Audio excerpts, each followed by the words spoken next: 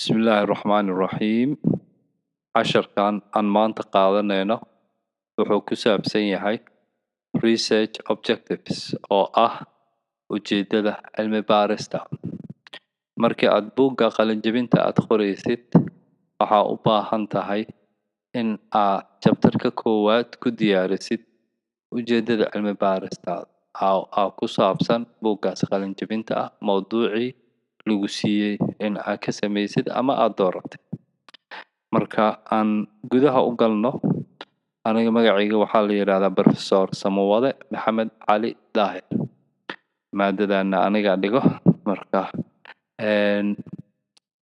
aan gudaha u galno mowduuca oo aan kaga hadlayno ujeedada cilmi baarista waxyaabaha ugu muhiimsan oo ujeedada cilmi baarista waxaa ka mid ah waxyaabahan soo socdo marka ugu horeysa waa maxay cilmi baaris cilmi baaris waa baaritaan abaabulan oo lagu sameeyey dhib jira kaas oo baaraha isku dayayo in uu u helo xal dhibka jiro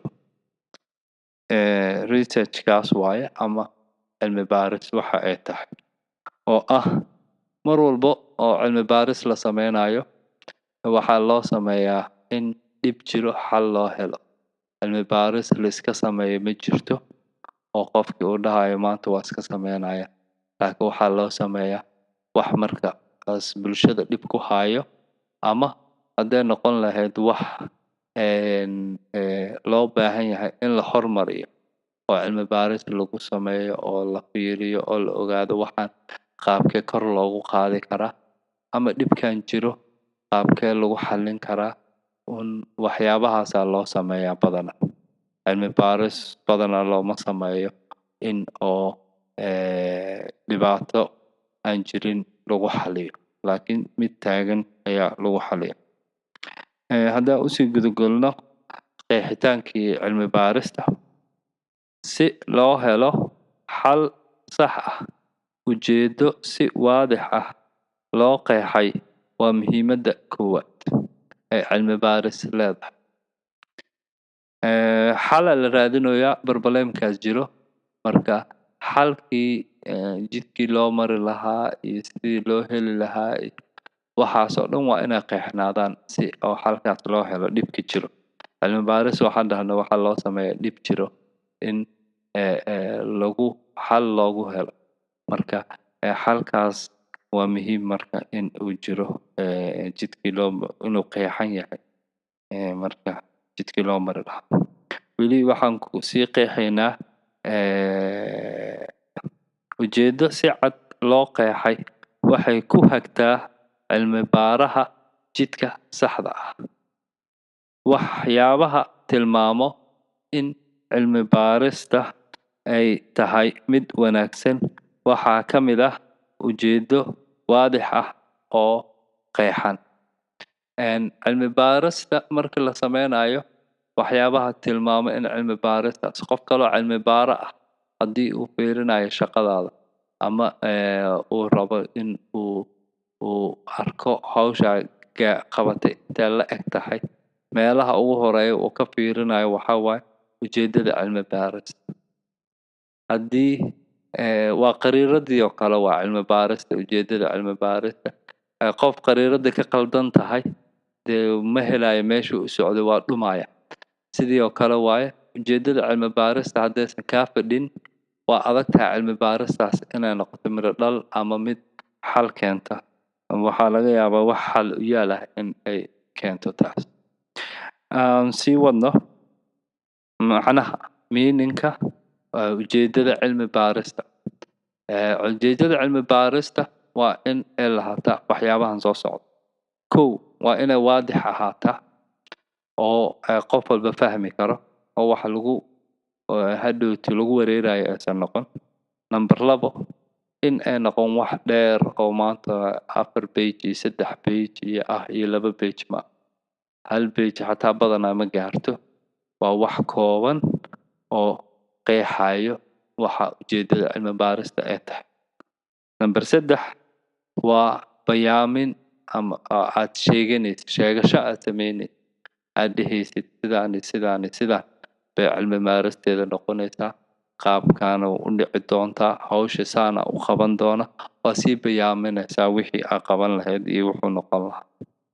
Daraasad kasta waxaa jiro waxyaabo isbedbedela ama doorsanayaasha waxa la dhaho oo la cabirayo mar walba laguna sheegayo variableska waaye waxyaabaha cilmi baaristaas saameynta ku leh. Marka kuwaas sidii loo cabiri lahaana wuu sheegay. Ujeedada cilmi baarista waxay diiradda saartaa qaabka lagu cabirayo isbedelada, sida in aad sharaxdid qaabka cabiraadaas ee u dhacayso. Ujeedada cilmi baarista waxay kale oo soo koobtaa waxa uu hiigsanayo ugu dambeyn cilmi baaraha ama qofka daraasadda sameynaya. Okay. Waxaan soo sharaxnay ujeedada waxa ay tahay inay waadix tahay, in ay wax kooban tahay oo qeexayo, in ay bayaamid tahay ama sheegasho aad sheeganaysid, bayaan aad ku sheeganaysid oo sheegasho ku sameynaysid. Intaasoo dhan baa kusoo qeexnay. Hadda waxaan sheegaynaa waxyaabaha sifooyinka ee leedahay ujeedo cilmi baaris oo si fiican loo qoray. Sifooyinka ujeedada cilmi baarista waa bayaan dhisan oo sharxaya waxa uu hiigsanayo cilmi baaraha. Waxaa lagu gartaa ujeedo si fiican loo qoray in ay leedahay SMART waxa loo soo gaabiyo oo ah SMART. SMART waxay u taagan tahay waxay u taagan tahay specific, qeexitaan waadix ah, in wixii la qeexo si waadix ah ay u qeexan tahay ujeedada. M waxay u taagan tahay measurable, wax la cabiri karo in ay tahay waxaas aad qeexday oo aad sheegtay in ujeedada cilmi baaristaada ay tahay. Attainable waxay u taagan tahay attainable, in waxaan aad soo sheegtay in oo ujeedadaada ay tahay cilmi baarista inay tahay wax la gaari karo, aysan ahayn wax iska malawaal ah. Ma fahamtay? Oo aan la gaari karin ama aad tabartaada ahayn ama aan suurtagal ahayn waqtigaas la joogo arrimo jira awgeed. R waxay u taagan tahay realistic, wax macquul ah, wax qofkii ka dhaadhici kara inuu ahaato waa ujeedada cilmi baaristaada. Aysan noqon wax uu qofkii ku fajaco oo dhaho tan inay suurtagal tahay ma u malaynaynin, qofkan wuxuu sheegayo intuu kala imaaday iyo wareer noocaas oo kale. T waxay u taagan tahay time bound, in waqti ku xiran yahay cilmi baarista.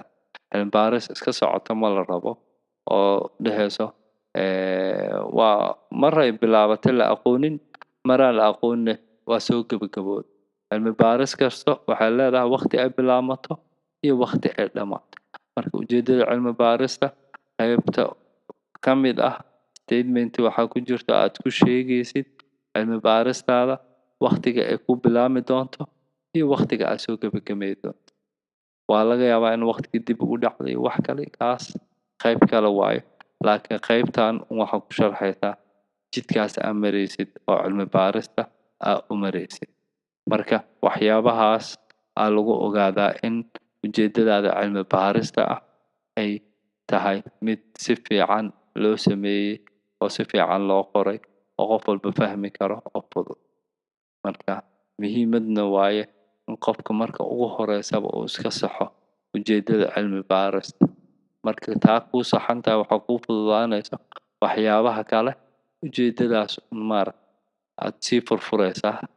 Ayadii marjac ku ah biri markii aad hawsha gashid confusion imaanayo. Xog baa soo helaysaa dad baa la sheekaysanaysaa, waxyaabo cusubaa kugu soo kordhaya. Waxaas oo dhan waxaa laga yaabaa in ay jihada ay mugdi kaa galo ama qalqal ku galo. Marka ujeeddada cilmi baarista waxay kaa caawinaysaa inay marjac kuu noqoto. Aad fiirisid aad dhahdid aniga cilmi baaristeeda jihadaana u qaadanayay, qorshahayga jihadaanay ahayd, jihadii un baan ku soo noqonaa, aan ku taagnaanaa si hawshii ay isku noqoto hawl israacsan. Ma la rabo adoo hawshii wado oo meel dhexe kuu marayso in aad dhahdo jidkii aan maanta oo dhan kusoo taagnaa aan kusoo daalay ma shaqaynaye, jid kale oo cusub iyo qaab kale oo cusubaa hadda aan bilaabaa. Kow qofkii akhristaha ahaa ama dadkii aa u geynayso waa ku wareeraya cilmi baarista. Cilmi baaris oo jihada iska beddelayso waa laga fiican yahay. Ta kale waqtigii aad qoondeysay iyo energy-ga u qoondeysay laba jibaarkeeda kaa gelaysay. Jid kale haddaa qaadatid iyo qaab kale. Marka mar walbo waxa aan kula taliyaa ardayda in ujeeddada cilmi baarista ay noqoto wax laabtooda ku jiro mar walba, wax ay kor ka hayaan, wax ay og yihiin, si mar walba marjacooda u ogaadaan iyo meesha loo noqonayo iyo waxa hagaaya. Haddii kale dee qof dhunsanaa noqonaysaa oo hadhowti waqtigaa laga yaabaa dhinac kale inaad ku dhumisid oo hadhowtina lagugu soo celiyo oo lagu dhaho dhegeyso qaabka aad usoo diyaarisay qaabkii aad ballan qaaday ma ahayn, wixii lagaa sugayay ma aha, ku noqo hawshii. Marka intii niyad jabkaas iyo wareerkaas kugu imaan lahaa waxaa fiican in aad marka hore is organize garaysid. Qayb ka mid ah organization-kaasna waxaa waaye in road map jiro, jid aa qaadanayso. Qof iska socdo ma jiro adduunkan, qof walba waxaa hago.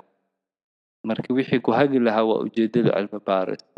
Marka ujeeddadaas cilmi baarista markaad qortid waxyaabaha loo baahan yahay oo dhan aad gelisid, ayadii aad beri ku hagayso in cilmi baarista qaybaheedii kale aad sii faahfaahisid. Marka wixii aad qortaa faahfaahinaysaa, wixii aa sii jilcaayo, fahankaagaa kor u kacayo, hawshan waa fududaanaysaa. Marka insha Allah waxaan rajaynayaa in wax badan aan ka kororsatay cashirkan. Mustaqbalkana cashiro kala soo socdo oo ku saabsan qaabka loo diyaarinayo buugga qalin jabinta oo aan is leenahay jaamacad Indian Ocean waa u baahan yahay ardayga Soomaaliyeed in uu barto. Buuggaanna af Soomaali aan ku qoranaa. Waxaan rabnaa in wixii ahaato wax ardayga iska leeyahay, aysan noqon wax cut and paste ah ama meel kale laga soo koobi karay, laakiin wax luqad uu asaga fahmi karo, taas oo u fududaynayso qaabku asaga rabo iyo qaabku u fahansan yahay in loo qoro buuggaas. Berina noqon karto wax lasoo xigan karo oo dhaxalgal noqdo oo ardaygii ka caawiso in mustaqbalka khibradiisa kor u kacdo dhanka mawduuca uu wax ka qoraayo, xogogaalna u noqdo. Waa kaasa insha Allah. Waa mahadsantihiin. Waxaa inoo balanaha isbuuca dambe iyo qayb kale oo ku saabsan qaabka buuggan qalin jabinta loo qoro. Wassalaamu calaykum waraxmatullaahi wabarakaatuh.